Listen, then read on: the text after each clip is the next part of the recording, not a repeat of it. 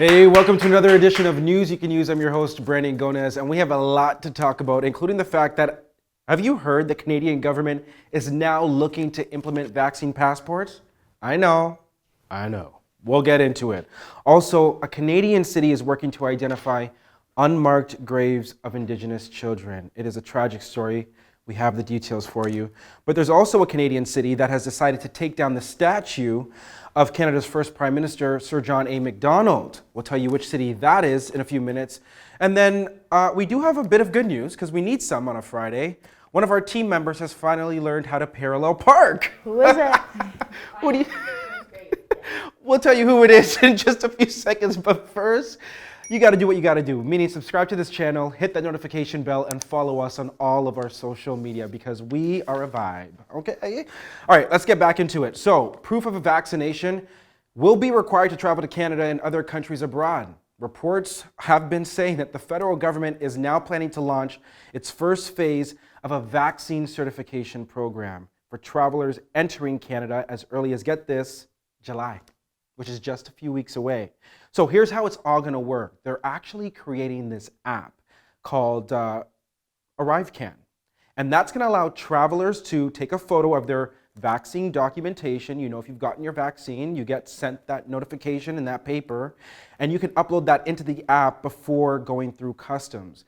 This is basically going to allow the government and provide them a way to start easing restrictions on international travel. So, Eva, this actually comes at a very interesting time, doesn't it? Yes, so last week, leaders were meeting together for the G7 summit, and they were talking, a big topic was how are they going to get their citizens to travel across each other and how they're going to open things up. So this is a very interesting time. And I know for many of you, you might be upset with this, but listen, it's not that much of a surprise for us here because when we had our one-on-one exclusive with the Prime Minister on the BG show. Make sure to check it out if you haven't already. Let him know. He said exactly this. He alluded to this happening. In fact, take a look. Here's the receipts. We might well get to a place as a country, it's very likely, that we start saying, oh, if you're a fully vaccinated American or traveler from South America or from Asia or anywhere around the world, you can come to Canada, but you have to show your proof of vaccination. So, I mean, how are you feeling about this? I mean, reports are also saying that fully vaccinated Canadians who do travel abroad and come back home will no longer have to stay at hotel quarantine. Like, is that a good thing? Yes. Yeah. Because I feel like that was the one thing that was stopping me because I've gotten vaccinated, so I'm like, okay, I want to travel now. But the hotel quarantine, it was expensive and it was long, and that was the one thing stopping a lot of people from traveling. Yeah. So I think it's a big deal. It's really interesting. Here, we want to hear what you guys have to say, so drop your thoughts in the comment section right now. Alrighty, more devastating news we have to talk about relating to Canada's racist residential school system. Did you know a city in Manitoba is now working to identify, listen to this, 104 possible bodies of Indigenous children. You know, this comes after that devastating, gruesome discovery at Kamloops Residential School in British Columbia where 215 Indigenous children bodies were found at an unmarked grave. You know, the local First Nation in Manitoba responded to this news. Take a listen to what they had to say. The news has triggered raw emotions of sadness and grief in all of us.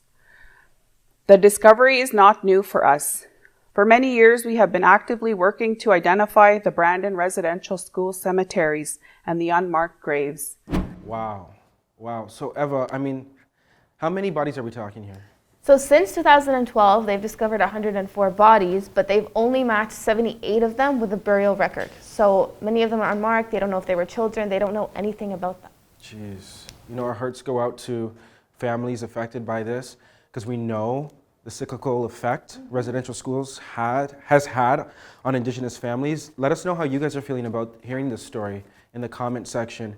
And as we're talking about this story, we also have to talk about the fact that one of the creators of residential schools in Canada was Canada's first Prime Minister, Sir John A. Macdonald. Well, listen to this. There is a city in this country that has decided to take down his statue. This comes after a few cities have decided to do this, like in Charlottetown, PEI. Well, this latest city is in Kingston, Ontario, where Sir John A. Macdonald was actually born.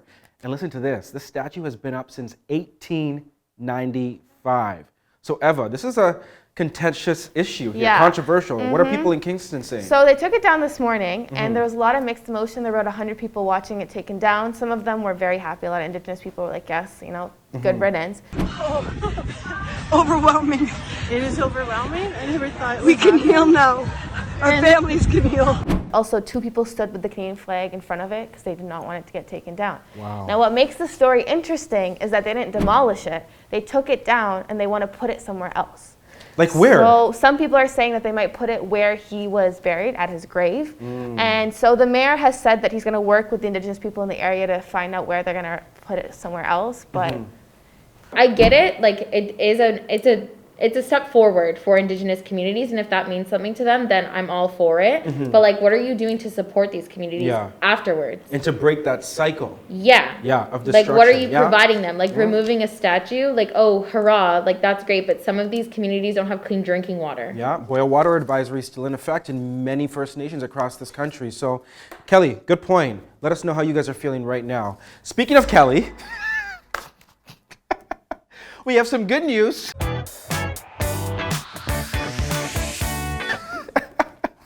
Kelly has learned how to parallel park. Great news. Great news. Every time we go downtown, Brandon's like, you can just take that spot. And I'm like, I can't because I don't know how to parallel park. Is the parallel parking But- life really that much of a struggle? Yes, because that was like the one thing on my G2 test I didn't pass. So, but I still got my G2 on the first try. But like, that was the one part that like, cause I hit the curb, like, you know, when you like reverse it, I hit the curb. And so I didn't pass that part. You want to know the trick on how to parallel park? Yeah, it's called to have a reverse camera.